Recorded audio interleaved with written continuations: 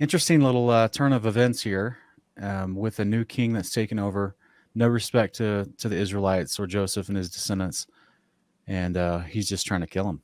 I think verse 10, where he just Hmm. openly says, "Let's deal shrewdly with them, Yeah. or they will continue to increase. If a war breaks out, they may join our enemies and fight against us and leave the country." It's amazing to me, this type of paranoia. It's like, what kind Yeah. of ancient ganja Yeah. was this guy smoking? You know, Yeah. like, Mm. just relax, bro. They've been in your land, contributing to your land peacefully this for hundreds of years. Just chill. Like, he's Mhm. just turning it, literally, the that authoritarian mindset of Babylon that just turns on its own people in state oppression. You Yeah. know, And the times that they lived in, we see that even in 2 Samuel chapter 11, right, where it says that it was the time of spring where people went out to battle. So it was so common, and we live in a very blessed time period, at least here in the West, where we haven't seen any war in our close proximity, right? But back then it was like, well, if when it's warm enough to wear a t-shirt, it's warm enough to kill my neighbor, pretty much. And they were just, it was crazy. So it was, yeah, yeah, insane. yeah, it was a weird mentality. Mhm. Hmm. So yeah, they appoint some taskmasters, and this means also that the Egyptians willingly were complicit with this concept. So just like in every country throughout all of history, um, doing what you're told is never an excuse to Yeah. get away with murder. You know what I mean, or to do some injustice, and that just seems to be the intimidation, in the forced oppression of your own people towards another people group. But yet, if people are not standing up for righteousness, then you're going to have this issue every single time, which we've seen throughout history, right? You got the tyrannical leader who asks his people and his henchmen to do things, and they just keep doing it, And yes, I know in certain cases throughout history, you have coups or rebellions within that leadership rank, and then sometimes they're successful, other times they get squashed real quick. But we don't see any of that happening here. Whereas the Egyptians just immediately start oppressing the Israelites, right, according to the command of Pharaoh, this new king. And but we kind of, I guess, saw this coming, if you will, in the last several chapters of Genesis from 45 to 50, where it mentioned a couple times that even the Israelites didn't want to eat with the Hebrews, and that when Hmm. Joseph told Jacob, "Hey, when you introduce yourself to Pharaoh, do it like this because they don't really like shepherds." You know what I mean?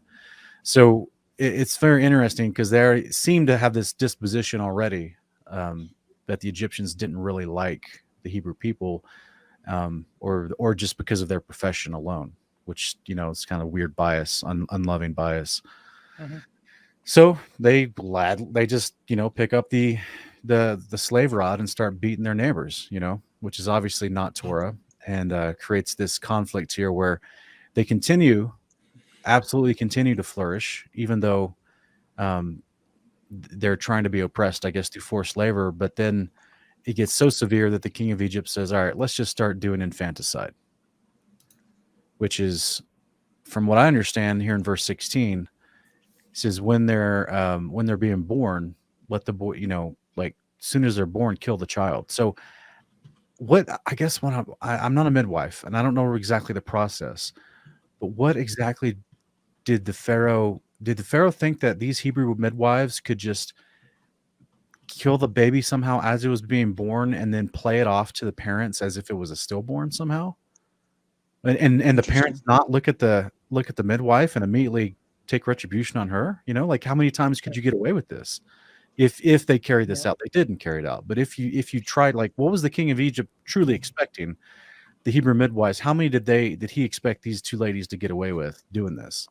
Because I Mhm. don't think many parents would have stood for that very long. Yeah. And modern historians, they estimate, what was it, 2.4 million Israelites at this time. So, I mean, it must have been at least 3 to 400,000 baby boys that he was trying to Yeah. kill. Wow. Evil is not always they don't have the most thought out plans. Sometimes it's Yeah. just, murder. So I Yeah. don't even think the Pharaoh thought that far that, how will the midwives keep doing it? He just thought, kill them. Yeah, man. Like I said, when you look into the ancient practices of Egypt, and they were not serving Yahweh, and especially that we're going to talk about later who this particular Pharaoh was, this new king that rose up, and where he came from, and who he's related to, and what's going on. or at least what we can speculate with good speculation from the scriptures about who this guy was and where he came from. And it would make perfect sense that this guy's not in his right mind, because he's full on in occultic behavior, which means, according to their rituals, lots of drug and alcohol use. So this guy's just not thinking straight. I agree with you, Hannibal. He's not thinking this through, because, like, yeah, I would imagine you get away with that for very long before the parents just kill the midwives. Because they'll have like all the traditional signs that the pregnancy was good and viable baby leading up to the delivery. So just suddenly you start having thousands of stillborns. Yeah, that wouldn't happen for very long. But still, thankfully, these Hebrew midwives, they did respect the father and they didn't get away with it. So here in the summary for chapter 1, I just have a couple things jotted down here, that the 12 families of the descendants of Jacob were all living in Goshen, Egypt, and they were thriving during the remaining lifespan of their brother Joseph. We're going to get into that a little deeper with our companion passage. The new ruler, who didn't know Joseph, came to power in Egypt, and he encouraged the Egyptian people to view the Hebrews as a threat to their safety and country. And this is what's crazy to me, guys, is that, like this, I mean, just Nick, just imagine if the mayor of Denver suddenly announced that, all the Israelites, there's several synagogues in Denver. They have a pretty large Jewish population, right? What if he just announced all the Israelites were a threat? We should go ahead and subjugate them and put them into work camps. Don't think it'd go too well. It's crazy. It's just so this was a campaign, I guess, is what I'm getting at. This is a political campaign that had to be, that information, that message had to be disseminated amongst Egyptians for them to go along with this and suddenly say, okay, we're going to go. And we don't get the practical details of, like, how did this actually start to happen? Because from what I understood from the remaining chapters of Genesis that we read, or the latter chapters of Genesis, the Israelites moved down to the land of Goshen and were kind of in their own segmented area, if you will. They weren't in the main cities of Egypt, because they needed the land for their cattle and their herds and their sheep and stuff. So it makes me wonder if, like, what do you do? Just like show up with your army to Goshen one day and start just taking men from among them? Like, there had to have been a practical way this was implemented. Yeah, slowly seeding people in, maybe sleeper cells of sorts. And I don't know, it kind of reminds me of the Jesuits, how they try to do political overthrow, but make it look like it wasn't them. Maybe they did something like that. Yeah, it's possible. Yeah. Well, we see something similar taking place, even now, right? In the political sphere of painting people against each other, and this whole thing of us who are being called out, even if we might live in the cities, we usually don't hang out in the same circles. So it's easy to sort of paint a group of people in a negative light when you're not interacting with them. And we see the same thing happening here in Egypt. It's a tactic as old as time itself. Yeah. Come, Lord, quickly. Yeah, this is crazy stuff.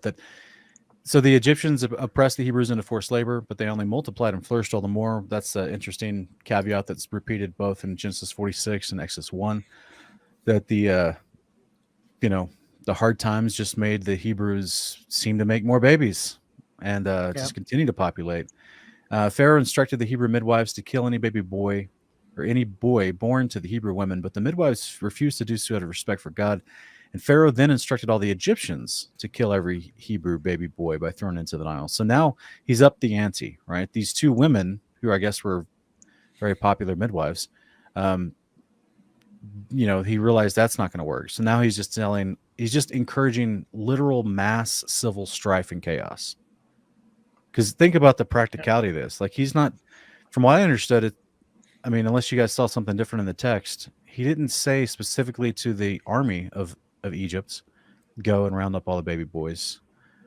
Although I wouldn't doubt they were a part of the brute squad that would have run around to try to grab them. But he's telling all the Egyptians, just plainly all the Egyptians, to kill every Hebrew baby boy that's born. So that means he's literally encouraging neighbor versus neighbor.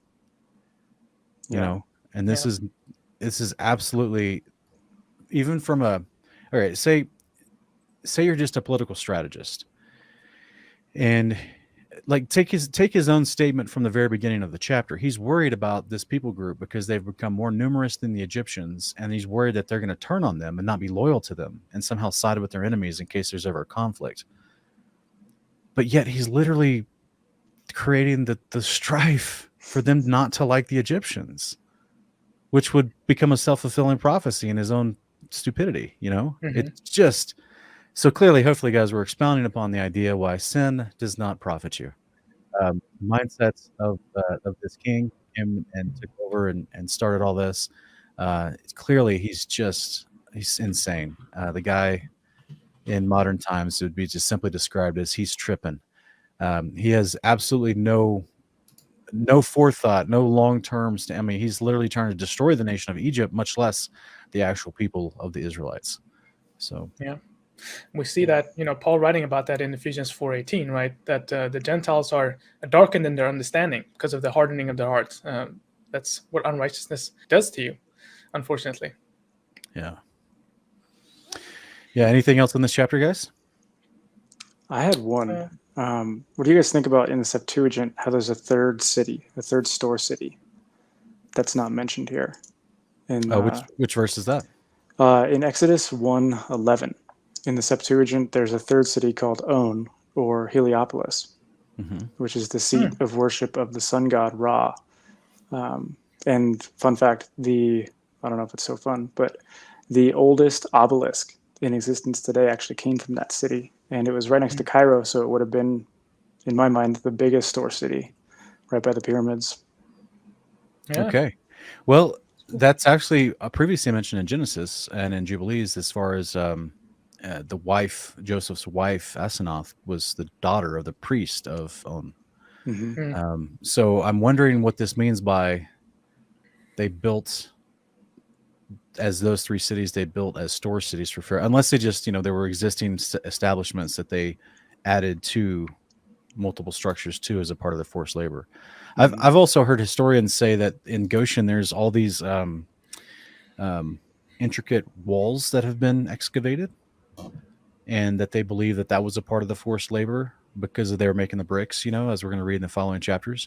And these walls are made out of all these bricks, and that these walls lined like hundreds of miles in different areas. And it was like this advanced, or I shouldn't say advanced, but just very extensive and elaborate type of military ramparts and different strategies for these walls and their placements and stuff. And so, I'm wondering if that's what their inference is here in verse 11, because, or are we just to assume they built the entire cities of Pithom and Ramesses? Yeah. I think the dates lined up for two of them. I think Ramses might have been older, but yeah, and I mean they were under their oppression for 430 years, and before that they just had 500 years of warfare in Egypt. So all the cities were broken, and that would make a lot of sense that they rebuilt a lot more than what's just mentioned there in 11. Yeah. It's interesting. And that also, I guess we'd be led to believe that all the,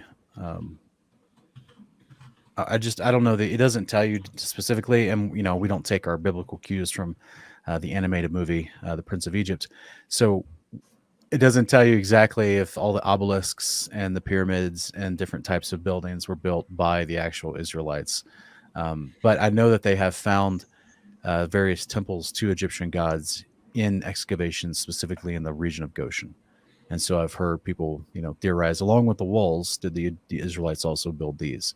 So, and just because they're building the bricks for them, does that mean that they also knew how to build the actual structures as an engineer? I would say they picked it up, because we see them putting together some pretty accomplished, not just engineering, but artistry and metalworking. And, once we get into the latter portions of Exodus, they start building the tabernacle. These were men of great skill and wisdom in that type of building practices. So it seems like they picked it up while they were there. Yeah. Another tiny point in this chapter, while we're still on the differences in manuscripts, is that in Septuagint, Exodus 1:5, it says that it was 75 souls, and I mentioned it in a previous passage. But if you look at the oldest fragment of this passage found in Dead Sea Scrolls, it's in K4, Papyri 1, so it's 4Q1, 2nd century BCE in Hebrew, it says 75. So this is a passage where Septuagint is correct, I believe. Yeah, it actually explains in Jubilees. I can't remember what chapter 44. it is. In Jubilees 44, where it talks about the 5 people who died in the land of Canaan. They were still sometimes considered, like you're saying, they were kind of counted, but really technically not. So it just depends on how that manuscript portrays it. So good call, good catch.